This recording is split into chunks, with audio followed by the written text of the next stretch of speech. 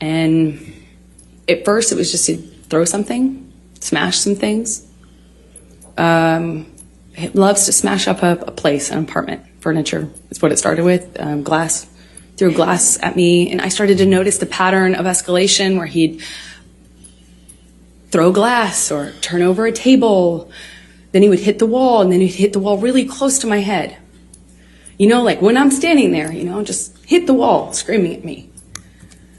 But then he would disappear and get clean and sober, and he'd come back and tell me that he was done drinking, he was over it, he was done, cleaned himself up, he had done it before, and he'd do it again.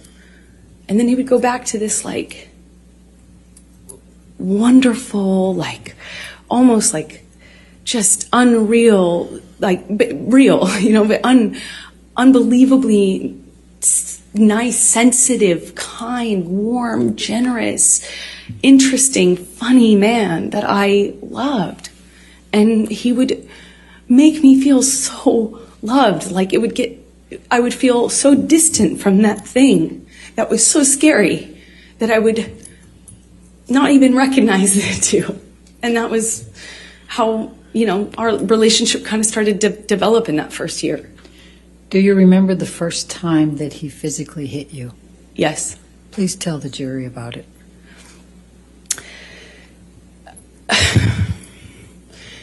It was it's seemingly so stupid, so insignificant. I will never forget it. It changed my life. I was sitting on the couch, and we were talking. We were having a normal conversation, you know, just there was no fighting, no argument, nothing.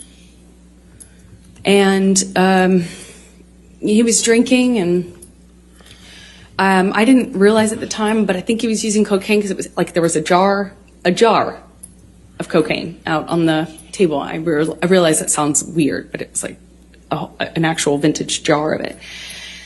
But I didn't see him use it at the time, so I didn't really factor that in. I just, you know, he's drinking and we're talking, and there's music playing, and he's smoking cigarettes, and we're sitting next to each other on the couch. And I asked him about the tattoo he has on his arm. And to me, it just looked like black marks. I didn't know what it said. It just looked like muddled, faded tattoo that was hard to read. And I said, what does it say? And he said it says wino. It says wino. And I didn't see that. I thought he was joking. Because it didn't look like it said that at all, and I laughed. It was that simple. I just laughed because I thought he was joking, and slapped me across the face. And I laughed.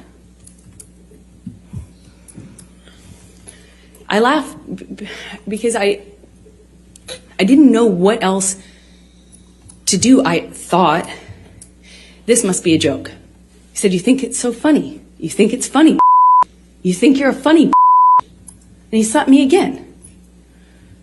Like, it was clear it wasn't a joke anymore, but I don't know what else to say or do, so I just stared at him.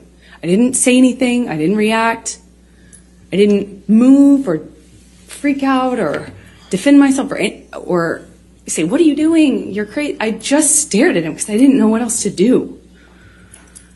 And he slaps me one more time. Hard. I lose my balance, all of a sudden realizing that the worst thing has just happened to me that could possibly happen to you. I realized that I wish so much he had said he was joking, because it didn't hurt. It didn't physically hurt me. I was just sitting there on this carpet, looking at the dirty carpet, wondering how I wound up on this carpet and why I never noticed that the carpet was so filthy before. I just sat there thinking, how much time do I have till I figure out what I need to do? Because God, did he just hit me? No, I didn't want to leave him. I didn't want this to be the reality. I didn't want to have the man I was in love with.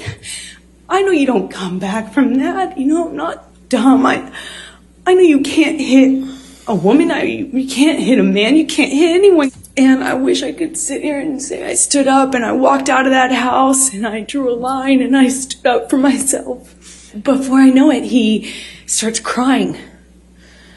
And, you know, like, I had never seen an adult man cry, and he's crying.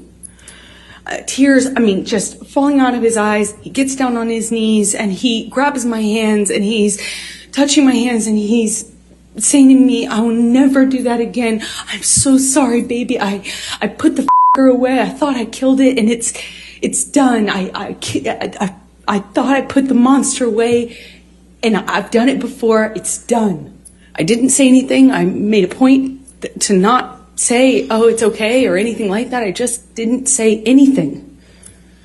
I got up, I went to the car, I sat in my car, and I felt like I sat there forever. I didn't want to turn the key.